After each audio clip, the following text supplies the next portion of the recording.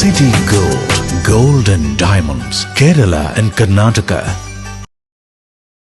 പള്ളികൾ, ചർച്ചുകൾ, അമ്പലങ്ങൾ, ശ്രേഷ്ഠ ഭാരത പൈതൃക മന്ദിരങ്ങൾ കാത്തിടാം നമ്മൾ ഒരു മനസ്സാൽ കാലമെങ്ങും പുലർത്തിടാം സൗഹൃദങ്ങൾ. ശംഖിന്റെ നാദവും ബാങ്കോലിയും പോലെ പള്ളിമണിയും മുഴങ്ങിടട്ടെ. ശംഖിന്റെ നാദവും ബാങ്കോലിയും പോലെ പള്ളിമണിയും മുഴങ്ങിടട്ടെ. ഇത് ഭാരതം അതിസുന്ദരം അഭിമാനപൂരിതം ഇടനെഞ്ചകത്തിലെന്നും അഴകോടെ ശോഭിതം. ചെമ്മനാട്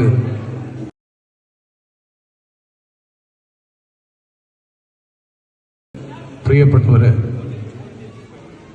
ചെമ്മനാട്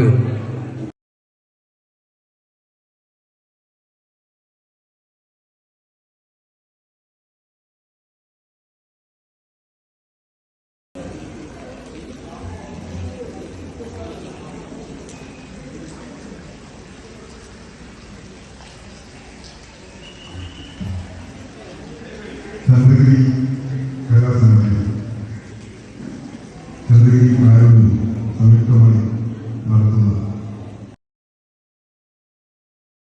പള്ളികൾ, ചർച്ചുകൾ, അമ്പലങ്ങൾ, ശ്രേഷ്ഠ ഭാരത പൈതൃക മന്ദിരങ്ങൾ കാത്തിടാം നമ്മൾ ഒരു മനസ്സാൽ കാലമെങ്ങും പുലർത്തിടാം സൗഹൃദങ്ങൾ. ശംഖിന്റെ നാദവും ബാങ്കോലിയും പോലെ പള്ളിമണിയും മുഴങ്ങിടട്ടെ. ശംഖിന്റെ നാദവും ബാങ്കോലിയും പോലെ പള്ളിമണിയും മുഴങ്ങിടട്ടെ. ഇത് ഭാരതം അതിസുന്ദരം അഭിമാനപൂരിതം ഇടനെഞ്ചകത്തിലെന്നും അഴകോടെ ശോഭിതം. പള്ളികൾ, ചർച്ചുകൾ, അമ്പലങ്ങൾ, ശ്രേഷ്ഠ ഭാരത പൈതൃക മന്ദിരങ്ങൾ കാത്തിടാം നമ്മൾ ഒരു മനസ്സാൽ കാലമെങ്ങും പുലർത്തിടാം സൗഹൃദങ്ങൾ. ശംഖിന്റെ നാദവും ബാങ്കോലിയും പോലെ പള്ളിമണിയും മുഴങ്ങിടട്ടെ. ശംഖിന്റെ നാദവും ബാങ്കോലിയും പോലെ പള്ളിമണിയും മുഴങ്ങിടട്ടെ. ഇത് ഭാരതം അതിസുന്ദരം അഭിമാനപൂരിതം ഇടനെഞ്ചകത്തിലെന്നും അഴകോടെ ശോഭിതം. പള്ളികൾ, ചർച്ചുകൾ, അമ്പലങ്ങൾ, ശ്രേഷ്ഠ ഭാരത പൈതൃക മന്ദിരങ്ങൾ കാത്തിടാം നമ്മൾ ഒരു മനസ്സാൽ കാലമെങ്ങും പുലർത്തിടാം സൗഹൃദങ്ങൾ. ശംഖിന്റെ നാദവും ബാങ്കോലിയും പോലെ പള്ളിമണിയും മുഴങ്ങിടട്ടെ. ശംഖിന്റെ നാദവും ബാങ്കോലിയും പോലെ പള്ളിമണിയും മുഴങ്ങിടട്ടെ. ഇത് ഭാരതം അതിസുന്ദരം അഭിമാനപൂരിതം ഇടനെഞ്ചകത്തിലെ. പള്ളികൾ, ചർച്ചുകൾ, അമ്പലങ്ങൾ, ശ്രേഷ്ഠ ഭാരത പൈതൃക മന്ദിരങ്ങൾ കാത്തിടാം നമ്മൾ ഒരു മനസ്സാൽ കാലമെങ്ങും പുലർത്തിടാം സൗഹൃദങ്ങൾ. ശംഖിന്റെ നാദവും ബാങ്കോലിയും പോലെ പള്ളിമണിയും മുഴങ്ങിടട്ടെ. ശംഖിന്റെ നാദവും ബാങ്കോലിയും പോലെ പള്ളിമണിയും മുഴങ്ങിടട്ടെ. ഇത് ഭാരതം അതിസുന്ദരം അഭിമാനപൂരിതം ഇടനെഞ്ചകത്തിലെന്നും അഴകോടെ ശോഭിതം.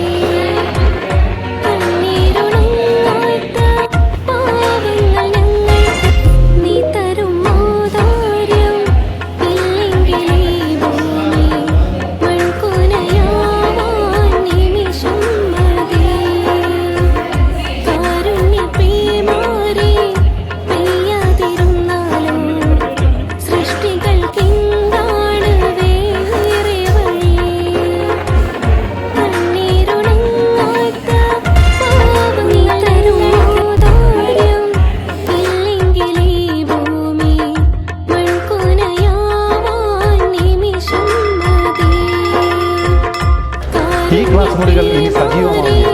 പുതിയ അധ്യയന വർഷത്തിലേക്ക് തയ്യാറെടുക്കുന്ന എല്ലാ പ്രിയ കൂട്ടുകാർക്കും കേരള പോലീസിന്റെ സ്വാഗതം. വീട്ടിൽ നിന്നും സ്കൂളിലെത്തുന്നവരെയും സ്കൂളിൽ നിന്നും തിരികെ വീട്ടിലെത്തുന്നവരെയും കുട്ടികളുടെ സുരക്ഷയ്ക്കായി പോലീസ് നിങ്ങളോടൊപ്പമുണ്ട്. അതിലേക്കായി ഒരു വിദ്യാർത്ഥി സുരക്ഷാ പദ്ധതി തന്നെ ഈ അധ്യയന വർഷം പോലീസ് നടപ്പിലാക്കുന്നുണ്ട്. സ്കൂളുകളിൽ മാത്രമല്ല, യാത്രാമധ്യയുള്ള എല്ലാ മേഖലകളിലും നിരീക്ഷണം ഉറപ്പിക്കുന്നതാണ് പോലീസിന്റെ ഈ പുതിയ പദ്ധതി. സ്കൂൾ ബസ്സുകളിലെ ഡ്രൈവർമാർ, കണ്ടക്ടർമാർ, മറ്റു ജീവനക്കാർ നിർബന്ധമായും പോലീസ് ക്ലിയറൻസ് സർട്ടിഫിക്കറ്റ് എടുത്തിരിക്കണമെന്ന് നിർദ്ദേശം നൽകിയിട്ടുണ്ട്. സ്കൂൾ വിദ്യാർത്ഥികളെ ലക്ഷ്യമിട്ടുള്ള ലഹരി സംഘങ്ങളെ കുരുക്കുന്നതിനായി സ്കൂളുകൾ, കോളേജുകൾ, ട്യൂഷൻ സെന്ററുകൾ എന്നിവിടങ്ങളെല്ലാം ശക്തമായ പോലീസ് നിരീക്ഷണവും പെട്രോളിംഗും ഏർപ്പെടുത്തിയിട്ടുണ്ട്. സ്കൂൾ പരിസരത്ത് പതിവായി തമ്പടിക്കുന്നവരെയും വന്നുപോകുന്ന കച്ചവടക്കാരെയും പോലീസ് വാച്ച് ചെയ്യുന്നുണ്ട്. സ്കൂളുകളുടെ പരിസരത്തുള്ള കടകളിൽ ലഹരി വസ്തുക്കൾ വിൽക്കുകയോ സൂക്ഷിക്കുകയോ ചെയ്യുന്നുണ്ടോ എന്നറിയുവാൻ പോലീസിന്റെ നിരീക്ഷണം ഏർപ്പെടുത്തിയിരുന്നു. ലഹരി വിൽപ്പന സംബന്ധമായ എന്തെങ്കിലും വിവരങ്ങൾ നിങ്ങൾക്ക് ലഭിക്കുകയാണെങ്കിൽ നിങ്ങൾ ഉറപ്പായും 112-ൽ വിളിച്ചറിയിക്കുകയോ യോദ്ധാവ് വാട്സാപ്പ് നമ്പറിൽ മെസ്സേജ് ചെയ്യാവുന്നതുമാണ്. പ്രിയപ്പെട്ടവരെ, കെട്ടിട നിർമ്മാണ പെർമിറ്റ് ഫീസ് വർദ്ധിപ്പിച്ചതിൽ ഇളവ് വരുത്തിക്കൊണ്ട് സർക്കാർ ഇന്ന് പ്രഖ്യാപനം നടത്തിയിരുന്നു. അക്കാര്യത്തിൽ ഒരു വ്യക്തത വരുത്താൻ വേണ്ടിയാണ് ഈ വീഡിയോ ഇപ്പോൾ ചെയ്യുന്നത്. പെർമിറ്റ് ഫീസ് വർധനവ് നിലവിൽ വന്നത് 2023 ഏപ്രിൽ 10 മുതലാണ്. ഇന്നാണ് അതിൽ ഇളവ് വരുത്തിക്കൊണ്ട് സർക്കാർ പ്രഖ്യാപനം നടത്തിയത്. ഓഗസ്റ്റ് 1 മുതൽ അത് പ്രാബല്യത്തിൽ വരുമെന്നും പറഞ്ഞിരുന്നു. ഇപ്പോൾ വ്യാപകമായി ചോദ്യം വരുന്നുണ്ട്, ഇതിനകം അടച്ചവർക്ക് ഈ ഇളവ് ലഭിക്കുമോ എന്ന കാര്യം. ചിലർ ബോധപൂർവം തന്നെ തെറ്റിദ്ധാരണ സൃഷ്ടിക്കാനും ശ്രമിക്കുന്നുണ്ട്. കാരണം സർക്കാർ പെർമിറ്റ് ഫീസ് കുറച്ച നടപടി ചിലരെങ്കിലും അല്പം നിരാശയിലാക്കിയിട്ടുണ്ട്. കാരണം ഇതിൻ്റെ ആനുകൂല്യം മുഴുവൻ തദ്ദേശ സ്ഥാപനങ്ങൾക്കാണ് കിട്ടിയതെങ്കിലും സർക്കാരിനെയാണല്ലോ പഴിചാരിക്കൊണ്ടിരുന്നത്. ആ പഴിചാരാനുള്ള അവസരം നഷ്ടപ്പെട്ടതിൻ്റെ ഖേദം ചിലർ തീർക്കുന്നത് ആശയക്കുഴപ്പം സൃഷ്ടിച്ചുകൊണ്ടാണ്. ഒരു കാര്യത്തിൽ വ്യക്തത വരുത്തട്ടെ, ഇതിന് 2023 ഏപ്രിൽ 10 മുതൽ പ്രാബല്യമുണ്ടായിരിക്കും ഈ ഇളവുകൾക്ക്. അങ്ങനെ വരുമ്പോൾ ഇന്ന് പ്രഖ്യാപിച്ച നിരക്കുകൾ, കുറച്ച നിരക്കുകൾ, അത് പ്രകാരം ഉള്ള ഇളവ് നേരത്തെ പെർമിറ്റ് ഫീസ് ഒടുക്കിയവർക്കും ലഭിക്കും. അതിനുള്ള അനുവാദം ഇപ്പോൾ പ്രഖ്യാപിച്ച നിരക്ക് കഴിച്ചുള്ള തുക തിരിച്ചു കൊടുക്കാനുള്ള അനുവാദം തദ്ദേശ സ്ഥാപനങ്ങൾക്ക് സർക്കാർ കൊടുക്കും. പെർമിറ്റ് ഫീസിന്റെ വരുമാനം മുഴുവൻ കിട്ടിയത് തദ്ദേശ സ്ഥാപനങ്ങൾക്കാണ്. തിരിച്ചു കൊടുക്കേണ്ടതും തദ്ദേശ സ്ഥാപനങ്ങളാണ്, സർക്കാരല്ല. അതിന്റെ നടപടിക്രമങ്ങൾ പിന്നീട് വിശദമായി സർക്കാർ ഉത്തരവായിട്ടിറക്കും. പണം തിരിച്ചു നൽകുക ഓൺലൈനായിട്ടായിരിക്കും. ഗ്രാമപഞ്ചായത്തുകളിൽ ILGMSലും നഗരസഭകളിൽ KSmartലും ഇതിനുള്ള സൗകര്യമൊരുക്കും. ഈ ഫീസ് അധികമായി ഒടുക്കിയ ഫീസ് തിരിച്ചു കിട്ടാൻ ആരും തദ്ദേശ സ്ഥാപനങ്ങളിൽ നേരിട്ട് ചെല്ലേണ്ടതില്ല. നേരിട്ട് തിരിച്ചു നൽകാനും കഴിയുകയില്ല. ഓൺലൈനായി അപേക്ഷ സമർപ്പിക്കുക. ഓൺലൈൻ അപേക്ഷകൾ ബന്ധപ്പെട്ട തദ്ദേശ സ്ഥാപനം വെരിഫൈ ചെയ്ത് ബാങ്ക് അക്കൗണ്ടിലേക്ക് അതാത് തദ്ദേശ സ്ഥാപനങ്ങൾ ഈ തുക, ഇളവ് നൽകിയ തുക തിരിച്ചു കൊടുക്കുന്ന ക്രമീകരണമാണ് ഏർപ്പെടുത്തുക. ഒരു നിശ്ചിത സമയത്തിനകം അത് കൊടുക്കാൻ തദ്ദേശ സ്ഥാപനങ്ങളോട് നിർദ്ദേശിക്കും. അതിനുള്ള അനുവാദം അവർക്ക് നൽകുന്നതാണ്. ഈ കാര്യം എല്ലാവർക്കും വ്യക്തതയ്ക്കായി അറിയിക്കുകയാണ്. ഒരിക്കൽ കൂടി ആവർത്തിക്കുന്നു, ഇളവ് നൽകാൻ തദ്ദേശ സ്ഥാപനങ്ങൾക്ക് അനുവാദം നൽകും. ഈ തുക നൽകുക നേരിട്ടായിരിക്കില്ല. അപേക്ഷ സ്വീകരിക്കുന്നത് ഓൺലൈനായിട്ടായിരിക്കും. അതോടൊപ്പം പണം നൽകുന്നത് ബാങ്ക് അക്കൗണ്ടിലേക്കായിരിക്കും. അതുകൊണ്ട് ആരും തദ്ദേശ സ്ഥാപനങ്ങളിൽ നേരിട്ട് ഇതിനായി സമീപിക്കേണ്ടതില്ല. Venus Trading and Services, your trusted partner in Qatar. Looking for reliable services in Qatar? Welcome to Venus Trading and Services, your trusted partner near Al Said Bakery in Muntasa, Doha. Let us introduce our range of activities.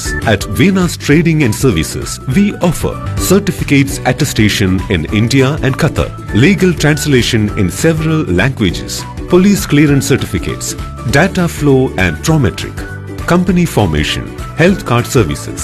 Our experienced team ensures smooth and hassle-free processes. Choose Venus Trading and Services as your trusted partner in Qatar. Contact us today 55488910.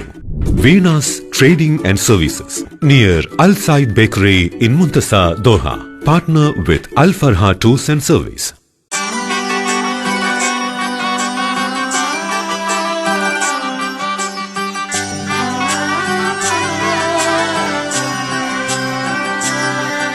ഇവളണിയും പൊന്നല്ലേ കനവുണരും ദിനമല്ലേ മൊഞ്ചത്തി പെണ്ണിൻ നിൻ മനം പെണ്ണഴകിനു മിഴിവേകി എന്നെന്നും നിന്നില്ലേ മാറ്റേറും പൊന്നിൻ താരമേ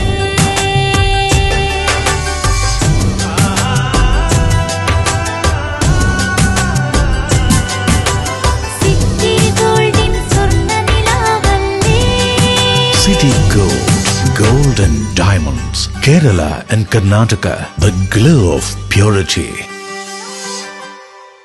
നമ്മളെല്ലാവരും വീട്ടിൽ പാചകവാതകം അഥവാ gas cylinder ഉപയോഗിക്കുന്നവരാണ്. അതുകൊണ്ട് തന്നെ ഗ്യാസ് സിലിണ്ടർ കൊണ്ട് എന്തെങ്കിലും അപകടമുണ്ടാകുമോ എന്ന ഭയവും നമ്മളെ സദാ അലട്ടിക്കൊണ്ടിരിക്കുന്നു.